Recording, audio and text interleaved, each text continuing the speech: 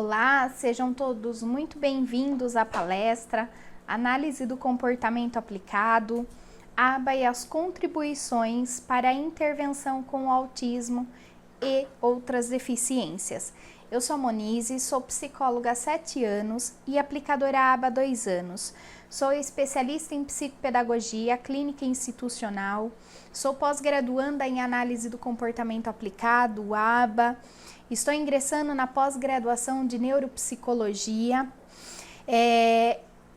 estudo ABA desde que comecei a ter contato com pacientes e alunos autistas em 2014. Sou aplicadora ABA de uma equipe multidisciplinar e também psicóloga em uma clínica de neuroreabilitação, a Desenvolve em Piracicaba. É um prazer enorme estar aqui nessa palestra com vocês, contribuindo e compartilhando um pouquinho do meu conhecimento e da minha experiência. Lógico que quando a gente vai falar do ABA, a gente sabe que a formação ela é constante, ela é contínua. Nós, aplicadores e estudantes, nós temos que constantemente estar em estudo para a gente poder seguir a ciência para atender a nossa demanda. Mas dentro das minhas possibilidades, eu vou tentar trazer um pouquinho do meu conhecimento com vocês. Eu peço licença para os meus professores, os meus mestres, que são da minha supervisora também, que são as pessoas com quem eu convivo, são as pessoas com quem eu aprendo tanto no decorrer desses anos todos. Vamos lá agora começar a falar um pouquinho. Eu vou contextualizar para vocês sobre alguns princípios da análise do comportamento, mas eu acho que é importante a gente tentar entender o termo autismo, o autismo em si. Ele é recente, ele existe já há um bom tempo. Eu acho que é importante a gente ter esse conhecimento do que acontecia no passado também, para a gente poder compreender um pouco na atualidade. Nem sempre existiu, né, esse processo de construção. A primeira coisa que precisamos compreender é que antigamente as pessoas lidavam com o conhecimento não como nós lidamos agora, que é pela ciência, de maneira racional. A forma como eles levavam era muito mais pelo conhecimento por meio das questões religiosas e míticas. Por exemplo, eu vou trazer um exemplo para vocês da Irlanda. Na Irlanda nós temos o mito dos changelings. O que são os changelings? O que era essa lenda? O changeling, normalmente, a gente tem várias versões dessa história, mas eles são duendes, trolls, são elfos. Eles secretamente deixavam no lugar de uma criança, raptava a criança e deixava lá no lugar dessa criança, e ali por volta de 2 anos mais ou menos, e tudo se assemelhava a essa criança, exceto o temperamento. Então, os pais não percebiam pelos traços, mas percebiam que ali por volta dos 2 anos, né, eles passavam a não gostar dos pais, não falava, eles gritavam, eram agressivos, xingavam. E aqui vemos uma descrição mitológica de uma condição muito usual nesse campo do autismo, que é o autismo regressivo desintegrativo. A criança tem um avanço, um desempenho normal e de repente ela pode parar de falar, ela pode parar de ter o contato visual, ela pode parar de ter essa interação. E só que hoje nós encaramos de maneira científica, né? Só que na época levavam pelo lado religioso e mítico. E nós vemos mitos muito semelhantes a esses em outras localidades da Europa também. Ou seja, tinha aqui um fenômeno do autismo, né? Muito claramente nessas sociedades, só que ele era encarado de uma maneira típica e peculiar. Eu não vou fixar aqui, eu quero ir mais adiante para compreendermos, né, como era visto essa questão do autismo no passado. E é importante para nós compreendermos como era o autismo no passado, porque dizer que o autismo é recente, né, é uma coisa muito recente, acaba abrindo para muitas coisas divergentes, como vemos e lemos por aí, né? Vamos refletir acerca da nossa palestra um pouquinho e pensar um pouco, né? Se ele passou a existir agora, daí levantam. Mas por que agora? Se começou a existir de um tempo para cá, como que surgiu? Qual foi o motivo? E como é esse motivo? E daí, questões como ligadas à alimentação, o estilo de vida, claro que tem uma série de coisas que alteram a nossa saúde, que podem aumentar ou diminuir as possibilidades, mas temos que ter claro que o autismo não é criado por causa disso. Ele é uma condição do neurodesenvolvimento. Então, por um lado, tem a importância de sabermos quando realmente o autismo começou. Mas agora, qual a importância da gente compreender o que causa ou não causa o autismo? Porque quando a gente fala que a culpa é das mães, né, naquela tal teoria da mãe crocodilo ou da mãe geladeira, ou seja, que elas não são suficientemente boas, a gente vai ter que sinalizar o que vamos fazer de intervenção. E quando eu levo em consideração esse aspecto, se a culpa é das mães, eu tenho duas opções. Eu tenho a primeira opção, eu trato das mães, ou a segunda opção, eu tiro as crianças dessas mães.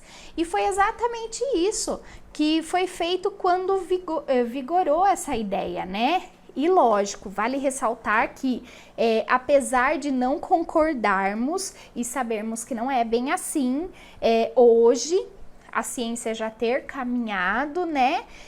Era um consenso daquela época. E imagine o que essas mães não passavam quando começou essa teoria naquela época, né? E apesar desses procedimentos, né, foi identificado que constatou-se, né, através de uma das mães, nos artigos dizendo que a responsabilidade foi identificado, né, nesses artigos, dizendo que a responsabilidade das mães, mas não havia nenhuma evidência científica, não havia nenhum dado. Então não era ciência de verdade. E numa dessas reuniões, uma das mães que compreendia um pouco melhor a ciência, né, deu um pontapé inicial no movimento de mães, entregando bilhetes e marcando reuniões para que fosse um grande, e esse movimento foi um grande responsável por tudo que temos até hoje, essa evolução da ciência nos aspectos de pesquisa para as questões de autismo. E muitas pesquisas a gente sabe que foram patrocinadas e bancadas por esse movimento de pais e que hoje observamos, né, que foram direcionadas para o campo da genética e conhecimento dessas causas, das causas do autismo. E grande parte dessas pesquisas de intervenção foram através desse movimento.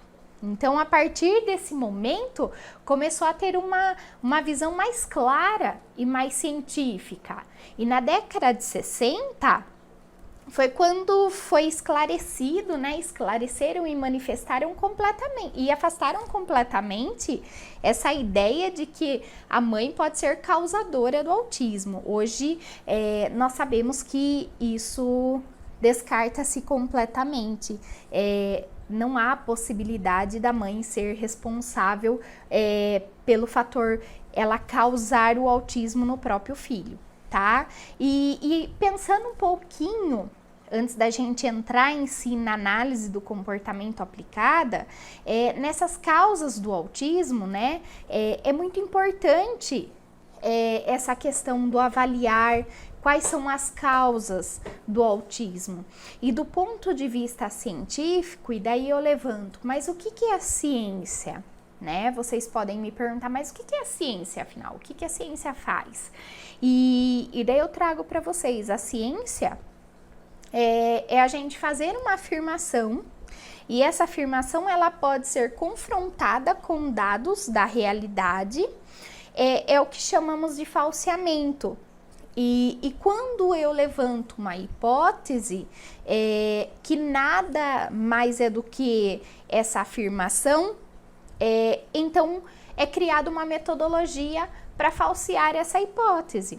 Então, mediante isso, dá para a gente refletir sobre o exemplo que a gente tinha pensado acima, né? Vamos pensar nesse caso que a mãe é responsável pelo autismo, certo? Mas se a mãe é culpada do autismo, vamos apresentar as informações para falsear isso, certo? A primeira questão: como é que uma mesma mãe pode ter filhos com autismo e filhos típicos? Essa é a primeira questão, não bateu, não deu certo, ok? Daí a gente vem para a segunda questão, para a segunda hipótese. Alguns podem dizer que essas mães podem tratar um filho de uma maneira e o outro filho de outra forma, por isso que acontece isso, certo? Mas como é que quem tem gêmeos, a probabilidade é maior? Por quê? Já que a mãe trata um filho diferente do outro. Por que gêmeos ela não trata? Então, assim, além disso, hoje nós temos dados disponíveis, né, da genética que comprova cientificamente com dados que o autismo é quase sempre genético. Porque quando a gente vai falar de autismo, não tem como a gente padronizar um resultado, né? Então, quase sempre ele é genético. Portanto, essa hipótese foi falseada. Não tem como a mãe ser responsável, ela ser o fator de fazer diferença entre os filhos para que um desenvolva o autismo. Então, falseou essa hipótese, certo? E temos atualmente a informação da causação do autismo, né? Que por sua vez é uma relação entrelaçada, né? Ligada entre o ambiente e a genética. E eu gostaria de ressaltar aqui que quando a gente fala dentro da ciência de ambiente, eu não estou me referindo ao ambiente da casa da criança, ao ambiente com os irmãos, ao ambiente da escola. Eu estou me referindo ao ambiente dentro do útero da mãe, porque para a ciência, tudo aquilo que a criança passa dentro do útero também é ambiente. Então, na genética, sabe-se que corresponde cerca de 83% do autismo e pode ser de natureza genética.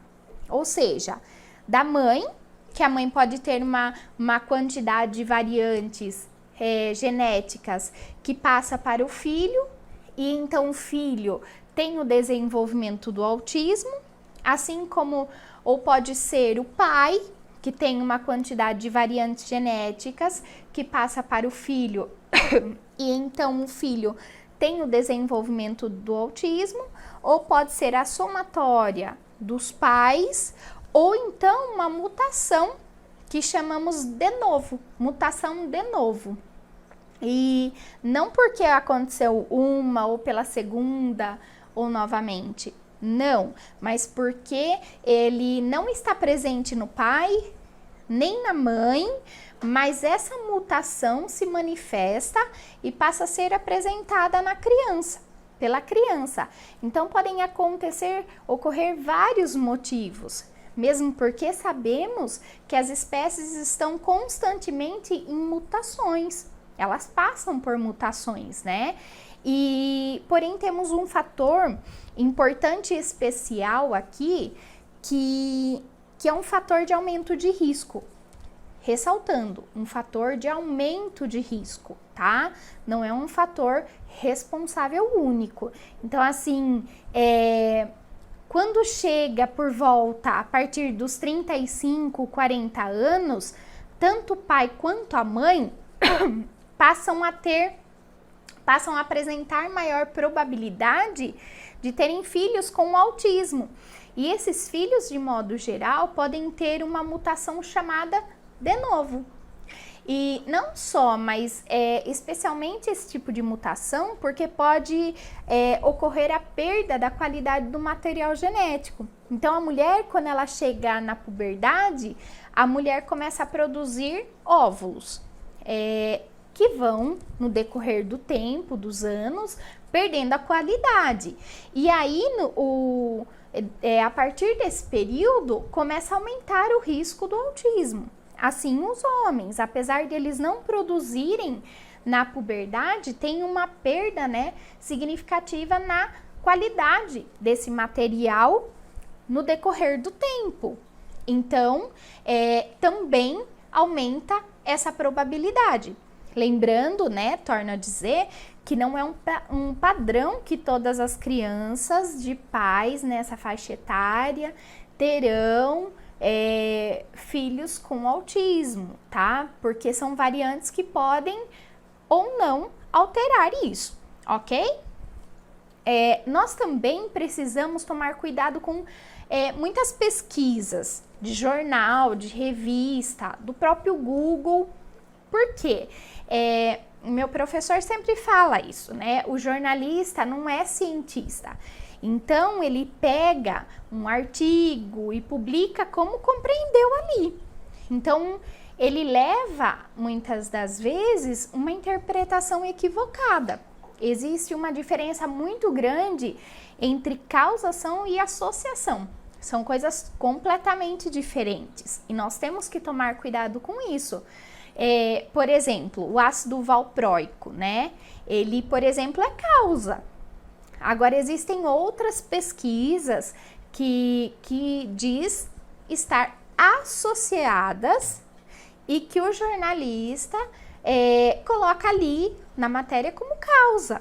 Então, assim, um exemplo muito recente, que até eu vivenciei muito de perto isso, é a questão do ácido fólico. Então, assim, é um suplemento que os médicos recomendam, né, para as mães, para as mulheres que engravidam, que ficam grávidas, e ele é importante para o desenvolvimento do cérebro da criança.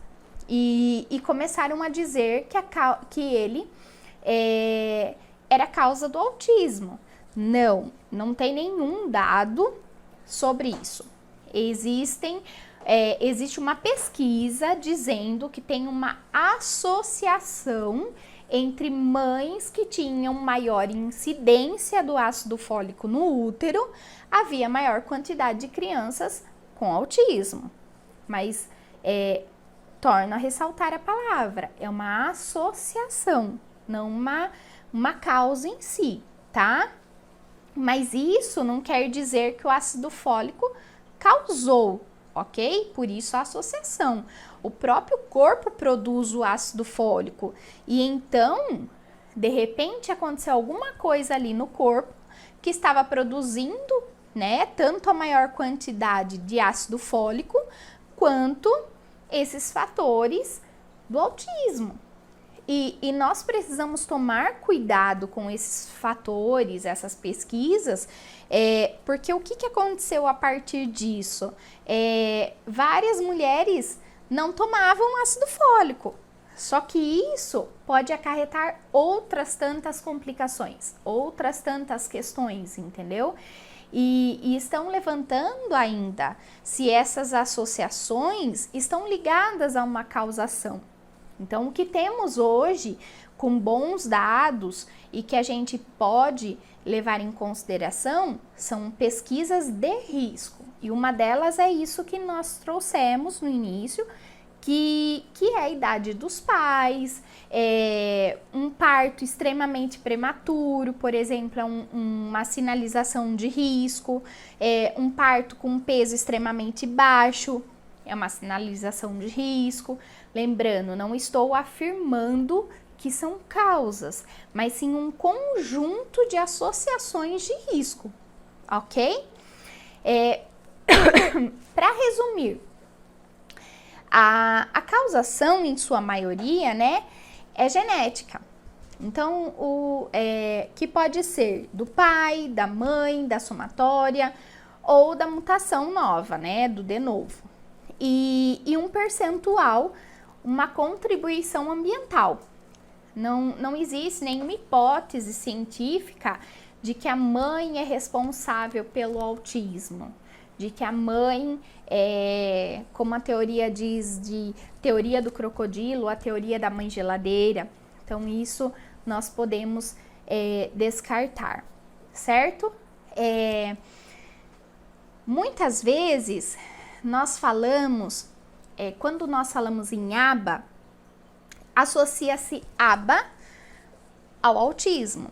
Mas nós podemos usar o aba, a análise do comportamento aplicada, a outras deficiências. A deficiência intelectual, por exemplo, tá?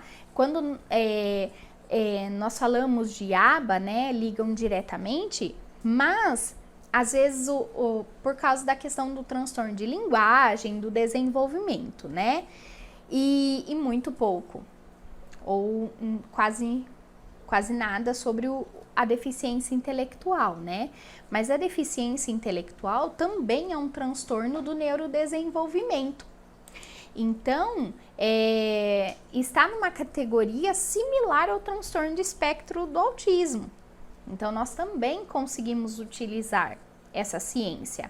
Primeiro, ela não necessariamente vem sozinha, tá? Ela pode vir como comorbidade, assim como observamos em determinados casos do autismo, né? Então, e muitas vezes pode acontecer de vir o autismo com a comorbidade do DI, da deficiência intelectual, ou outras comorbidades também. Assim como pode acontecer de ter autismo com TDAH, entre outras comorbidades mais, tá? Conforme o DSM atinge a deficiência intelectual, ela atinge cerca de 1% da população. E assim como no autismo, a incidência maior é nos meninos, mais ou menos cerca de 1,6 meninos para uma menina. E quando é a faixa mais de 1,2 meninos para uma menina, é quando aparece mais severo, né? Aparece em meninas mais severo. E o que caracteriza a deficiência intelectual é um prejuízo num domínio intelectual, nas funções intelectuais e funções adaptativas. E é preciso, né, aparecer na primeira infância. Não tem como desenvolver mais tarde, na fase adulta, por exemplo, a deficiência intelectual, a não ser que aconteça algum outro fator que acabe acarretando, mas um acidente, por exemplo, tá? E é necessário esses 3 critérios diagnósticos. Então, precisa atender esses 3 para o diagnóstico, certo? Lembrando que só quem faz o diagnóstico é o médico, porém respaldado com a ajuda de uma equipe multidisciplinar de outros profissionais. Então, ele pode, de repente, solicitar a avaliação, por exemplo, de um psicólogo, a avaliação de um fono, de uma fono, a avaliação de um TO, e daí ele faz esse diagnóstico. Nós, demais profissionais, não diagnosticamos, nós só respaldamos para o fechamento desse diagnóstico, mas é o médico quem faz, certo?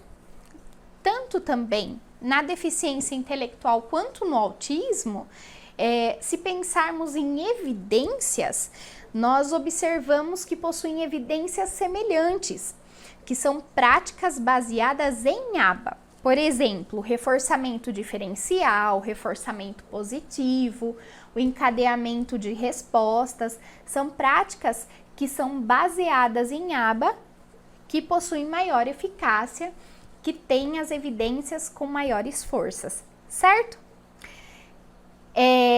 Agora eu vou começar a entrar um pouquinho no campo da análise aplicada do comportamento, certo? Ou na análise do comportamento aplicada. O que é o ABA, né? A sigla ABA, ela vem do inglês, Applied Behavior Analysis, e que é análise do comportamento aplicado, né? Lembrando que a ABA, ela é uma ciência, ela não é um método, tá? Eu gosto muito de ressaltar isso. Muito se levanta sobre isso, mas a análise do comportamento, ela é uma ciência. E a ABA de verdade, ela tem compromisso com a sociedade, né? Com a individualidade de cada sujeito, visa melhorar essa qualidade de vida das pessoas e promover a autonomia, certo? Então, a gente trabalha no desenvolvimento dessa criança para uma melhor qualidade, para promover a autonomia. A ABA, ela, lembrando, ela não é só para o autismo, então tem outras questões que a gente pode também estar trabalhando com análise aplicada do comportamento, ok? E o que forma, né, essa ciência? A ABA, ela é um dos braços, né, de uma ciência maior chamada análise do comportamento. E as vertentes são análise experimental do comportamento, que é pesquisa sobre o comportamento dos organismos.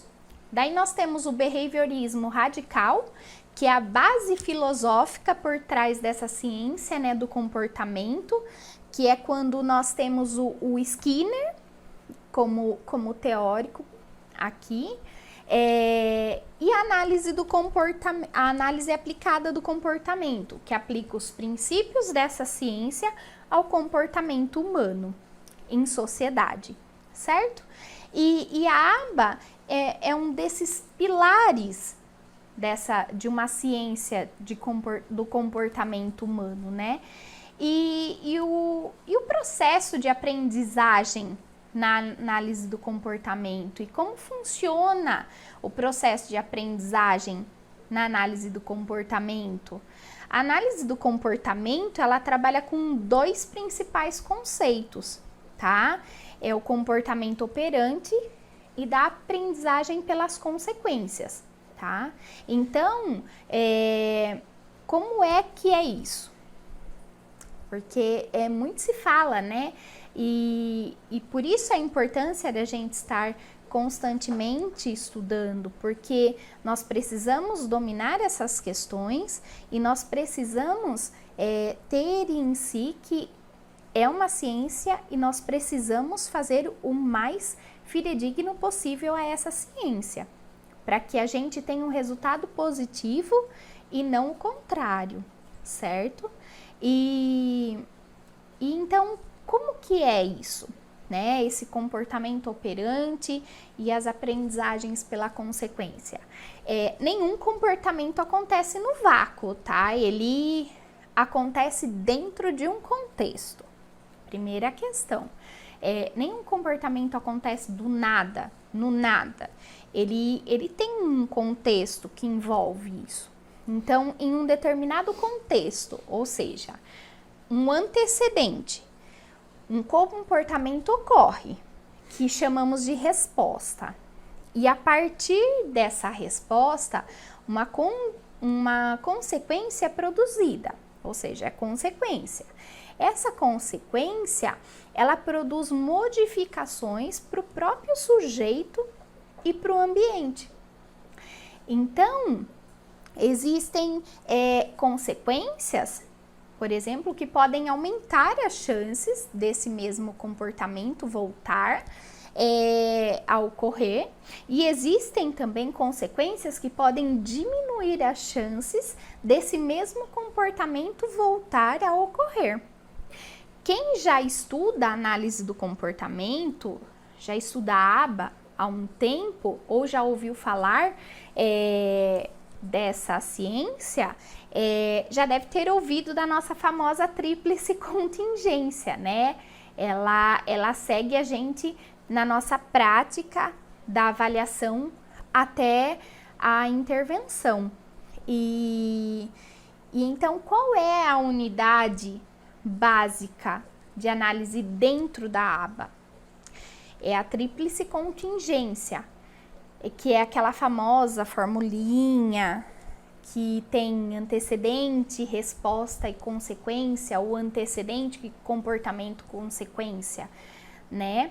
Então, tem uma ação antes dessa ação, tem alguma coisa que acontece antes. E depois dessa ação, tem algo que acontece. Por isso que chamamos de tríplice contingência ou contingência de 3 termos, certo? Essa ação, essa resposta, ela pode ser tanto observável quanto não observável. Mas, Monize, o que é uma ação observável? É o chorar, é o bater, é o gritar, é o se jogar. São os comportamentos que a gente consegue ver. E o que é uma ação ou um comportamento não observável? São aqueles que estão sob a pele. Então, são os pensamentos, os sentimentos, as emoções. E por que esses são considerados comportamentos? Porque a forma que o nosso organismo, o nosso corpo se comporta mediante a um estímulo, então pensamentos, sentimentos, emoções, elas são consideradas dentro da análise do comportamento, mas também são consideradas comportamento, certo? Depois, conforme for surgindo as dúvidas, a análise do comportamento aplicado, às vezes pode surgir várias dúvidas. E daí vocês podem enviar essas dúvidas, eu farei de tudo para responder as dúvidas, ok? E vamos continuar, dar sequência. Daí nós temos o antecedente. E o que pode ser o antecedente para um comportamento? Ele pode ser um lugar, ele pode ser uma pessoa, ele pode ser a proposta de uma atividade. E a consequência? O que pode ser essa consequência? É tudo que vem depois da ação. Então, a criança chora, ela chora onde? E depois que ela chora, o que acontece depois? Como as pessoas reagem? Isso é consequência, entendeu? Geralmente o que vem depois é o que a gente chama de função do comportamento, ok?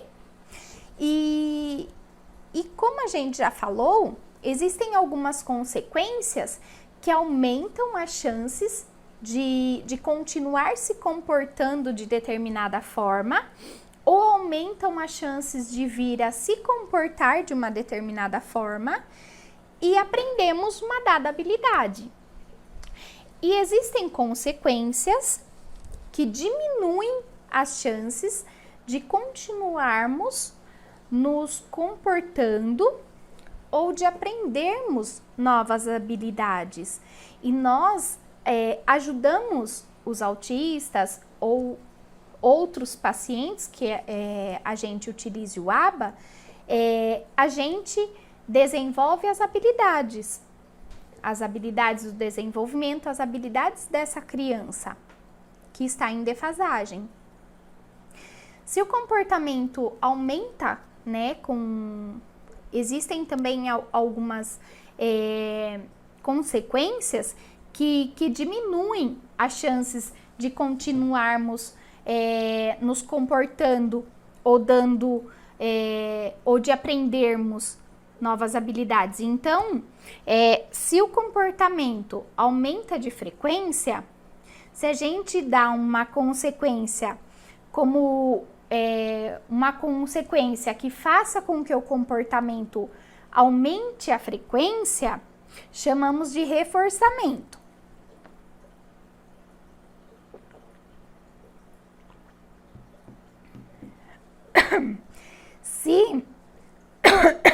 Desculpa. Se é uma consequência que diminui se depois de uma consequência a gente começa a reparar que o comportamento está diminuindo de frequência, então chamamos de punição. Nós temos que tomar muito cuidado com essa diferença. Então, se o comportamento aumenta de frequência, se a gente dá uma consequência que faça com que o comportamento aumente, é um reforçamento. Porém, se essa consequência é uma consequência que diminui, e se depois de uma consequência a gente começa a reparar que esse comportamento está diminuindo, então é uma punição, tá bom? E por que chamamos de tríplice contingência, né? De unidade básica de análise? Por que essa unidade antecedente, resposta, consequência, que a gente usa dentro da análise do comportamento aplicada, né? E como eu falei anteriormente, a gente utiliza tanto para avaliação, para avaliar comportamento, como para programar contingências de ensino. E como é isso? Por que é que usamos a avaliação de comportamento, né? A análise funcional. Porque não basta olharmos apenas o que a pessoa faz. Então, nós temos que colocar esse fazer dentro de um contexto. E todo comportamento tem uma função. Por isso, a análise funcional. Se eu estou avaliando um comportamento, por exemplo, estou observando que uma criança está chorando muito, ou que ela bate, certo? O que é o chorar e o que é o bater? É a topografia, é a forma do comportamento, é o que a pessoa faz, certo? Mas temos que pegar esse fazer e colocar dentro de um contexto, ok? E a pessoa bate, ela chora, mas ela bate onde? O que está acontecendo antes desse momento? Quem está presente, né? E o que está presente? Na presença de quem? Em que lugar? Como que tá o cheiro desse lugar? Como que tá a iluminação desse lugar? O som desse lugar? Depois que dá alguma demanda para ela? E quando a pessoa faz, chora, bate, o que acontece depois? Ela ganha ou ela se livra? Ou do que ela ou ela se livra do que ela não queria fazer, entendeu? Então nós precisamos, são sempre essas variáveis que a gente tem que analisar quando a gente está avaliando um comportamento, seja no processo de avaliação, né? Ou quando a gente vê que tem alguma coisa que não está funcionando, que não está fluindo dentro das aplicações. E programando o ensino, né? Não basta a gente olhar apenas para o que queremos que a pessoa faça também. Quando a gente está falando de uma programação de ensino, e é importante que a gente ter isso muito claro, a gente também vai usar a tríplice contingência para a gente fazer essa nossa programação de ensino. Então, como é que funciona isso? Eu já avaliei essa criança e eu tenho ali traçado um objetivo para ela. Por exemplo, vamos supor que eu quero trabalhar com ela o contato visual. Esse é meu objetivo, certo? Essa é a resposta que eu espero dessa criança, desse jovem, desse adolescente. e é a habilidade que eu quero ensinar para ela, ok? Mas eu tenho que colocar esse fazer dentro do contexto e dar função para ela. E qual será o estímulo, né, antecedente que eu vou usar para aumentar as chances dessa resposta, desse comportamento ser emitido? Eu tenho o contato visual, o que eu vou dar como antecedente para aumentar essas chances desse comportamento ocorrer? Entendeu? E daí a gente levanta. Quais são as habilidades que essa pessoa já tem? O que ela gosta? O que eu posso fazer, o que eu posso trazer para o meu ambiente que pode funcionar como reforçador? Do que essa pessoa não gosta? O que eu preciso eliminar do meu ambiente para que eu consiga descobrir isso, para que eu consiga que ela emita esse comportamento, que esse comportamento ocorra mais vezes. Esse comportamento foi emitido, legal, meu antecedente deu certo. E ela fez o contato visual comigo, ok? Mas e agora? O que eu vou fazer? O que eu vou dar de consequência para que esse comportamento aumente e a frequência de ela continuar emitindo esse comportamento do contato visual comigo, ou que ela volte a fazer esse comportamento nesse mesmo contexto? Então eu vou sempre usar essa unidade básica de análise, tanto para avaliar o comportamento, quanto para programar situações de ensino. É muito importante para nós ATs, para os pais, sabermos esse contexto. Por quê? Quando eu estou trabalhando com situações de ensino, tem algumas coisas que eu preciso estar sempre observando. Eu não posso estar ali com a criança, com o adolescente e não observar essas questões. E a frequência dessa habilidade que quero ensinar está aumentando? Eu tenho que estar ciente disso. Se sim, está aumentando, eu vou continuar, porque esse comportamento reforçado é igual a ver aprendizagem, então ele está aprendendo. E se não está aumentando ou está diminuindo? Então eu preciso parar, reavaliar a contingência que não tem, porque significa que alguma variável que está ali não está correta, ou que estou usando como antecedente ou como consequência.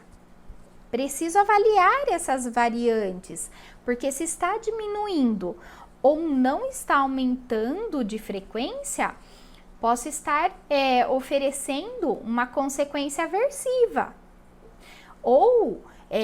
E aí não está aumentando, né? E aí não é reforçador se for aversivo, porque ele não está aumentando de frequência do comportamento como eu esperava. Então, é um comportamento punitivo, é um comportamento não reforçado, que não haverá uma aprendizagem. Então, eu tenho que parar e reavaliar o que é que acontece. Quais são as variantes que está ocorrendo isso? Está acontecendo da maneira esperada? Então, eu preciso estar atenta ao comportamento deles. E fechando agora, assim, um pouco, os principais conceitos e ferramentas da aba, né, para a gente amarrar tudo isso, é o comportamento operante, que é a aprendizagem pelas consequências, é a avaliação e programação de ensino, em tríplice contingência que a gente precisa considerar, né? Então, a gente sempre vai considerar antecedente, resposta, consequência. Ou antecedente, comportamento, consequência. E a análise funcional, que todo comportamento tem uma função, não é do nada.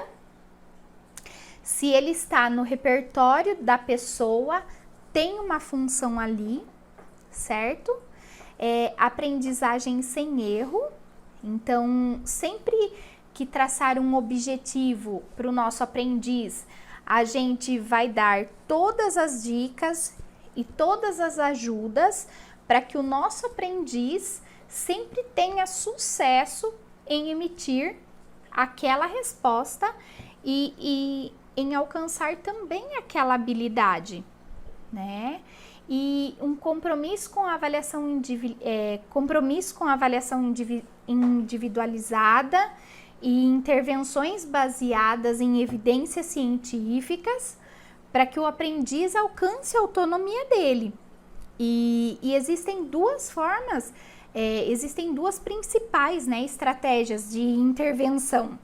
Eu posso trabalhar tanto por DTT, que é o treino de tentativas discretas, quanto por ensino naturalístico.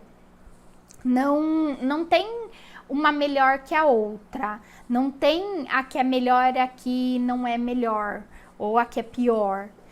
Lembrem-se sempre do que eu acabei de dizer, de falar, depende dessa avaliação individualizada.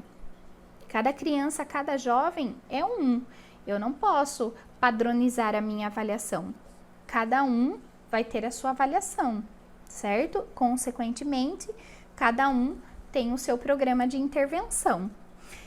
Ora eu posso usar até uma estratégia, ora eu posso usar outras estratégias, mas seja DTT ou seja ensino naturalístico, sempre preciso ter bem claro todos os preceitos e princípios da análise do comportamento.